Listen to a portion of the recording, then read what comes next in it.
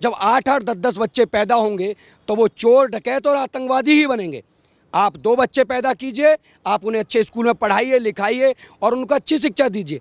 अगर आप उन्हें अच्छी शिक्षा देंगे तो वो राष्ट्रभक्त बनेंगे, और जब आप 8-8 10-10 बच्चे पैदा करेंगे तो वो जिहादी और आतंकवादी ही बनेंगे। अगर कोई कहता है कि ऊपर वाले ने दिए हैं तो वो ऊपर वाले के नाम पर पलें, हमारे यहाँ ना पलें। आज जो उग्रवादी जो जिहादी मानसिकता से जो लोग बढ़ रहे हैं वो भी जनसंख्या का रूप है। हम हर साल तो एक ऑस्ट्रेलिया पैदा कर देते हैं, एक हॉस्पिटल बनके तैयार नहीं हो रहा, आपको 4 हॉस्पिटल के बराबर भीड़ तैयार है।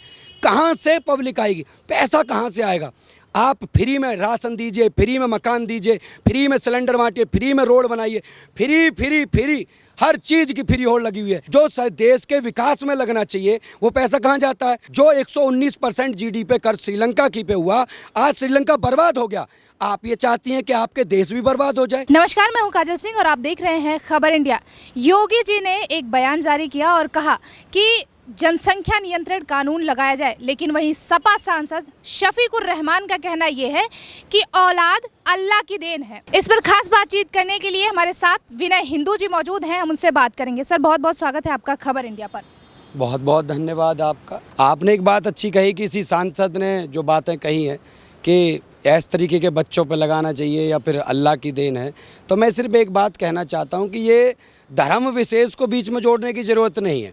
आप अगर अब इसे धर्म के हिसाब से जोड़ेंगे तो गलत है, क्योंकि जो बच्चा अगर अल्लाह की देन है, अगर वो बच्चा नीचे आता है तो वो मकान, दुकान, सिलेंडर, जो रोज़गार, ये सारी चीज़ें जो लेता है वो ज़मीन पर आके लेता है। वो जब रहता है तो ज़मीन पर रहता है, ना कि ऊपर रहता है। अगर ऐसा कोई अगर व्यक्ति कहता है कि ऊपर से आके ये उनकी देन है, तो मुझे लगता है वो सारे मकान दुकान लेकर शायद उस सांसद जी के हिसाब से वो सब कुछ लेके पैदा होना चाहिए, वरना ऐसा नहीं होता। मगर ये क्या है कि धर्म विशेष के साथ ना जोड़ के आज हमें ये देखने की ज़रूरत है कि हमारे पास 2.4% क्षेत्रफल है, 4% पानी है, 18% आबादी हिंदुस्तान में रहती है। मतलब विश्व का हर छठा व्यक्ति हिंदुस्तान में रहता हो, और जहाँ ये भी समझ में आ चुका हो प्रतिदिन 84,000 बच्चे इस देश में पैदा होते हों, प्रति सेकंड जहाँ 33 बच्चे पैदा होते हों।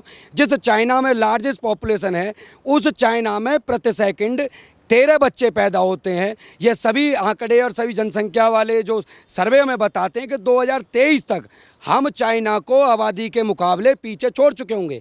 आज हमारे देश की आबादी स्थिति ऐसी हो चुकी है, 4 लेन की रोड बनकर तैयार नहीं होती, 8 लेन की भीड़ तैयार हो जाती है। रोजगार दे भी तो सकता है कितना? आप सोच के देखिए, जिस देश में प्रतिदिन 84,000 बच्चे पैदा होते हो, कौन सी सरकार रोजगार दे सकती है? अगर ऐसे ही चलता रहा तो मारकाट होंगी। आज जो क्राइम बढ़ रहा है उसके लिए भी सरकार को अगर सोचना है तो जनसंख्या ही उसके जिम्मेदार है। जो भ्रष्टाचार बढ़ रहा है उसके लिए भी जनसंख्या जिम्मेदार है। चोरी डकैती, ये जो आज जो उग्रवादी जो जिहादी मानसिकता से जो लोग बढ़ रहे हैं वो भी जनसंख्या का रूप है। जब 8-8 10-10 बच्चे पैदा होंगे तो वो चोर डकैत और आतंकवादी ही बनेंगे। आप 2 बच्चे पैदा कीजिए, आप उन्हें अच्छे स्कूल में पढ़ाइए लिखाइए और उनको अच्छी शिक्षा दीजिए। अगर आप उन्हें अच्छी शिक्षा देंगे तो वो राष्ट्रभक्त बनेंगे, और जब आप 8-8 10-10 बच्चे पैदा करेंगे तो वो जिहादी और आतंकवादी ही बनेंगे। तो हमारा साफ सरकार से कहना है, हम दो हमारे दो तो सबके दो हों, और जो 2 बच्चों से ज़्यादा पैदा करे उसकी सरकारी सुविधाएं समाप्त की जाएं, उनका वोटिंग राइट समाप्त किया जाए, और फिर भी कोई दंपत्ति ना माने तो दंपत्ति को उठाकर जेल में डालने का प्रावधान हो। क्योंकि अगर कोई कहता है कि ऊपर वाले ने दिए हैं तो वो ऊपर वाले के नाम पर पलें, हमारे यहाँ ना पलें। क्योंकि अगर आप कह रहे हैं कि ऊपर वाले ने दिए हैं तो ऊपर ही जाके पलें ना। उन सांसद जी को पूछने की ज़रूरत है। लेकिन शफीकुर रहमान का कहना यह है कि जब अल्लाह बच्चा देता है तो वो खाने की भी व्यवस्था करके देता है, तो इससे किसी को क्या आपत्ति है? हाँ, इससे आपत्ति हमें ये है कि जब राशन की लाइन में बच्चे खड़े होते हैं, किसी के 2 बच्चे हैं, वो राशन की लाइन में यूनिट के हिसाब से खाना मिलता है ना, 5 किलो राशन बढ़ जाता है एक बच्चे के ऊपर, तो वो 8 बच्चे होते हैं। जब 8 बच्चों के साथ में जब मल्टीप्लाई किया जाता है तो वो कम से कम 5 परिवारों का राशन एक परिवार ले जाता है। तो वो कहाँ से आया? जब मकान बनाने के लिए 2.5 लाख रुपए सरकार देती है तो एक तरफ तो एक मकान बनता है एक परिवार का, दूसरी तरफ बन के तैयार होते हैं 4 मकान, तो वो तो सरकार के इनकम टैक्स के पैसे। आप ये बताइए कि जब ईमानदारी से जो इनकम टैक्स दिया जाता है, जो देश के विकास में लगना चाहिए, वो पैसा कहाँ जाता है? वो लोग जो है गरीबी रेखा के नीचे आते हैं और वो सारी सुख सुविधाओं का लाभ लेते हैं, जिसकी वजह से देश के ऊपर कर्ज है। आज हमारे देश के ऊपर जीडी पर 19.5% हमारी जीडी पे कर्ज है। जो 119% जीडी पे कर्ज श्रीलंका की पे हुआ, आज श्रीलंका बर्बाद हो गया। आप ये चाहती हैं कि आपके देश भी बर्बाद हो जाए? अगर ऐसा ये लोग चाहते हैं, क्योंकि इनकी मानसिकता देश के राष्ट्र के हित में नहीं है। इनकी मानसिकता ये है कि इस देश में गृह युद्ध हो, आपस में लोग लड़ें, मरें, कटें, और इनकी राजनीति इसी पर टिकी हुई है।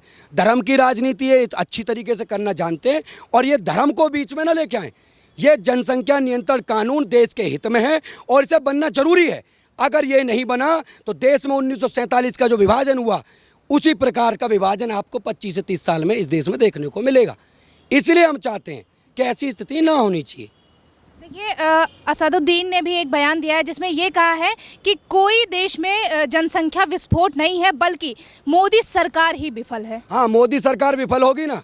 ओवैसी जी ने यह भी कहा था कि 15 मिनट में आप, उनके ही भाई ने 15 मिनट आप देश की सेना और पुलिस हटाइए, हम दिखाते हैं। वो तो चाहते ही हैं, डायरेक्ट एक्शन डे चाहते हैं। जो 1946 में जो मोहम्मद अली जिन्ना ने जो नारा दिया था ना, वही नारे को दोहराना चाहते हैं। वो यही तो दिखाते हैं। जब समय समय पर किशनगंज में, बिहार में जाके वो बयान किस तरीके से देते हैं, उखाड़ फेंको, मोदी बर्बाद है। मोदी उनके लिए बर्बाद क्यों नहीं होगा? मोदी मुसलमानों को भी साथ लेकर चलता है, वो हिंदुओं को भी साथ लेकर चलता है, वो हर राष्ट्र के हित में कार्य करने वाले व्यक्ति को साथ लेकर चलता है। और ओवैसी जी की राजनीति कहाँ चलती है? मुसलमानों के नाम पर चलती है। और वो व्यक्ति तो बोलेगा ना, तो वो व्यक्ति मत सोचिए, वो देश को विभाजन करने ले जाने वाला मोहम्मद अली जिन्ना है आने वाले कल का। ये देश के राष्ट्रभक्तों को आज पहचानने की ज़रूरत है। और आज अगर हम नहीं समझे तो वो जिन्ना वाला काम करके रहेगा, और जिन्ना वाले साथ वाले लोग उसका साथ फिर भी देंगे, क्योंकि जो जनसंख्या बढ़ेगी ना, वो उसी मानसिकता से बढ़ेगी। आप सोच के देखिए, एक व्यक्ति के, आप घर में खुद भी जानती हैं, 2 बच्चों को पालना आज मुश्किल हो चुका है। बड़े बड़े अच्छे नौकरी करने वालों को, एक तरफ पंचर जोड़ने वाला, एक तरफ रिक्शा चलाने वाला 5-5, 6-6, 7-7 बच्चे पैदा कर रहा है, तो मानसिकता तो खराब है ना। जब वो थाने में जाते हैं, वो एक थाने में होता है, एक जेल में होता है, एक कहीं चोरी डकैती डाल रहा होता है। इस प्रकार से बच्चों की एजुकेशन नहीं दी जा सकती। और हाँ, उन्होंने कहा विफलता। आप सोच के देखिए, 4 लेन की रोड, अभी ये मेरठ वाला जो हाईवे बना है, वो 8 लेन का बनकर तैयार नहीं हो रहा। भीड़ देखिए आप कल को कहेंगे कि मोदी सरकार गांव को उजाड़ के रोड बना रही है। रोड ना बनाए तो देश की तरक्की कैसे होगी? सारी चीज़ें कैलकुलेट करके ये लोग बस ये चाहते हैं कि इसमें जल्दी से जल्दी देश में गृह युद्ध हो और हम यहाँ के मोहम्मद अली जिन्ना बन जाए। इसलिए मैं माननीय मुख्यमंत्री योगी आदित्यनाथ जी का धन्यवाद कहता हूँ। उन्होंने बिल्कुल साफ शब्दों में जो कहा है कि अगर ऐसे ही समुदाय विशेष या ऐसे ही लोगों की जनसंख्या बढ़ी तो देश में गृह युद्ध होगा, और जिसके लिए जिम्मेदार ऐसे ही लोग होंगे। ओवैसी जैसे लोग जिम्मेदार होंगे, क्योंकि आज भी वो लोग हैं जो 1947 में भी थे, और आज भी ये देश में राष्ट्रभक्ति लोग हैं। पैदल सरदार वल्लभ भाई पटेल ने देश को इकट्ठा किया था। आज मोदी जी हों या योगी जी हों, वो उसी प्रकार का कार्य कर रहे हैं। हम उनको धन्यवाद देते हैं। हम तो ये चाहते हैं जल्दी से जल्दी, जितना जल्दी होगा उतना ही फ़ायदेमंद होगा, क्योंकि देश की आबादी आज वर्ल्डोमीटर पे 140 करोड़ है। आप सोच के देखिए, आज देश की 140 करोड़ आबादी वर्ल्डोमीटर पर हो चुकी है, जिनका रिकॉर्ड भारत सरकार के पास है। और जिनका रिकॉर्ड नहीं भी है, ऐसे भी 15 से 20 करोड़ लोग और भी होंगे। मुझे ऐसा लगता है लगभग 150 करोड़ की लगभग आज देश में आबादी हो चुकी है। क्षेत्रफल हमारा कनाडा से भी कम है। आप बात कर रहे हैं कनाडा की, जो छोटा सा देश है। ऑस्ट्रेलिया जो हमारे से, हम हर साल तो एक ऑस्ट्रेलिया पैदा कर देते हैं। आपको इसलिए मैं चाहता हूं कि आपके चैनल के माध्यम से इस आवाज़ को हर व्यक्ति तक पहुंचाया जाए। अगर मैं कुछ गलत कह रहा हूं तो मुझे बताइए, वरना इस देश में जल्द से जल्द जनसंख्या नियंत्रण कानून बनाइए और राष्ट्र को बचाइए। लेकिन देखिए, कैसे जनसंख्या का नियंत्रण कानून कैसे लगाया जाए, क्योंकि हर बार जब सरकार कोई नई योजना लेकर आती है तो उसका विरोध जरूर होता है, चाहे वो CA NRC हो और चाहे जनसंख्या नियंत्रण कानून हो। और असदुद्दीन ओवैसी या फिर मुस्लिम वर्ग लगातार ये टारगेट भी करता है, मतलब बयानबाजी भी करता है कि सरकार लगातार एक धर्म विशेष को टारगेट करती है, यानी कि मुस्लिमों को टारगेट करती है। तो आखिर कैसे लगाया जाए जनसंख्या नियंत्रण कानून? देखिए, पहली बात तो मैंने पहले भी कहा था कि ये किसी धर्म विशेष के लिए नहीं है। जैसे आपने CAA का कहा, CAA नागरिक संशोधन एक्ट जो था, इस देश में जो पलायन कर चुके, जो हिंदू पहले रह चुके थे, चाहे अफगानिस्तान में हो, पाकिस्तान में हो, बांग्लादेश में हो, चाहे वो पारसी थे, जैनी थे, बुद्धिस्ट थे या हिंदू थे, उन लोगों को लाने का कानून था। नागरिक संशोधन एक्ट आपको पता है नागरिकता देने का काम था, मगर वो नहीं था। मगर कुछ लोगों ने इस बात को गलत तरीके से लोगों के समक्ष रखा कि देश के मुसलमान भगा दिए जाएंगे, ऐसा होगा वैसा होगा, जबकि ऐसा कुछ भी नहीं हुआ। और ये जो विरोध करने की बात है, देश में तो आप राष्ट्र के हित में कोई भी काम करने लग जाइए। देश के गद्दार कल भी विरोध करते थे और आज भी विरोध करते हैं, वो करेंगे, उनका कर्तव्य बनता है विरोध करना। और ऐसे लोग भी हमारे देश में, आप सोच के देखिए, जब मोहम्मद अली जिन्ना आया था, आपका मोहम्मद कासिम आया था 1000 घुड़सवारों के साथ, 711 ईस्वी में वो आया था 1000 लोगों के साथ, मगर इस देश के गद्दारों ने कल भी उसका साथ दिया था। मोहम्मद गजनी आया था गजनी शहर से 1400 ईस्वी 1200 ईस्वी में, तो उसने सोमनाथ का जब मंदिर तोड़ा तो 4 से 5000 लोगों के साथ वो आया था, तब भी इस देश के लोगों ने उसका साथ दिया। हमारे देश के लोग कल भी गद्दार थे अपने देश के साथ। अगर देशभक्त लोग होते तो हम 1400 साल मुसलमानों के, मुगलों के गुलाम न बने होते। आज भी ऐसी परिस्थितियां हैं, मगर मुझे ऐसा लगता है, देश के लगभग मैंने 250 जिले प्रवास किए हैं। भारत के 250 जिले प्रवास करने के बाद मैं आपसे कह सकता हूं कि देश का राष्ट्रभक्त 100 के 100% इस विचारधारा के साथ खड़ा है। अगर देश में जनसंख्या नियंत्रण कानून बनता है, अगर कोई विरोध करता है, उन विरोधियों को वो उनके मोहल्ले में पूरा दबाने के लिए सक्षम है इस बार, और इस पर हर व्यक्ति जागरूक है। ओके, लेकिन देखिए उनका अखिलेश यादव का भी कहना है लोकतांत्रिक मूल्यों की बर्बादी हो रही है, ये कोई जनसंख्या विस्फोट नहीं है। हाँ, उनके कहने से तो क्या है, वो अपने घर का लोकतंत्र तो बना लेना। जो अपने घर के पिता का लोकतंत्र नहीं बना पाए, अपने चाचा का लोकतंत्र नहीं बना पाए, अपनी बहन भाभी को नहीं संभाल पाए, वो को अपने परिवार को जो व्यक्ति ना संभाल पाया हो, वो देश को संभालने की बात करेगा, वो लोग बांटने की बात करे। मुजफ्फरनगर में जब कांड हुआ, जब एक समुदाय के लोगों के विशेष द्वारा एक लड़की की इज्जत लूटी जाती है, उसके विरोध में सचिन और गौरव नाम के 2 लड़के अपनी बहन के बचाव में जाते हैं, उन्हें मार दिया जाता है। आजम का फ़ोन करके 3 जो है वहाँ के अधिकारियों को, बड़े अधिकारियों को 24 घंटे में बदल देता है। तब तो संविधान की दुहाई नहीं दी गई। वहाँ निहत्थे ट्रॉली पर चल रहे लोगों को पंचायत के दौरान गोली बरसवा दी जाती है, तब जब संविधान के साथ नहीं खिलवाड़ हो रहा था। इस देश के अंदर समस्या यही है, आप राष्ट्र हित में कोई कार्य कीजिए, आपके विरोधी खड़े होंगे, और ये उन्हीं में से एक हैं। ये कभी राष्ट्र के हित में, आप इनसे पूछिए जनसंख्या नियंत्रण कानून में दिक्कत क्या है, ये देश के हित में आप दे सकते हैं क्या रोजगार? आप जो है नहीं दे सकते।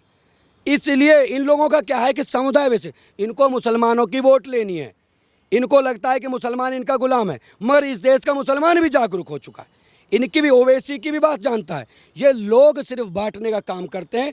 इसलिए मैं कह रहा हूँ, इस देश में जितनी जल्दी जनसंख्या नियंत्रण कानून बनेगा उतना ही फायदा है, वरना देश के अंदर गृह युद्ध निश्चिंत होगा, और जिसके जिम्मेदार स्वतः इस देश के सरकार, वर्तमान की मैं कह रहा हूँ, वर्तमान की सरकार जिम्मेदार होगी। किसी से डरने की जरूरत नहीं है। आपने इतने कड़े कड़े डिसीजन लिए हैं, आपने देश के हित में, राष्ट्र के हित में अग्निपथ जैसी योजना आप लेके आए, आप देश में नागरिक संशोधन एक्ट लेके आए, आप एनआरसी के लिए काम कर रहे हैं, आप जो है धारा 370 हटाते हैं, तो आपको सबसे पहले, मैं तो कहता हूं, राम मंदिर के निर्माण से भी पहले अगर देश में कोई काम होना चाहिए था तो वो देश में जनसंख्या नियंत्रण कानून बनना चाहिए था, क्योंकि उसी से सारी चीज़ें जुड़ी हुई हैं।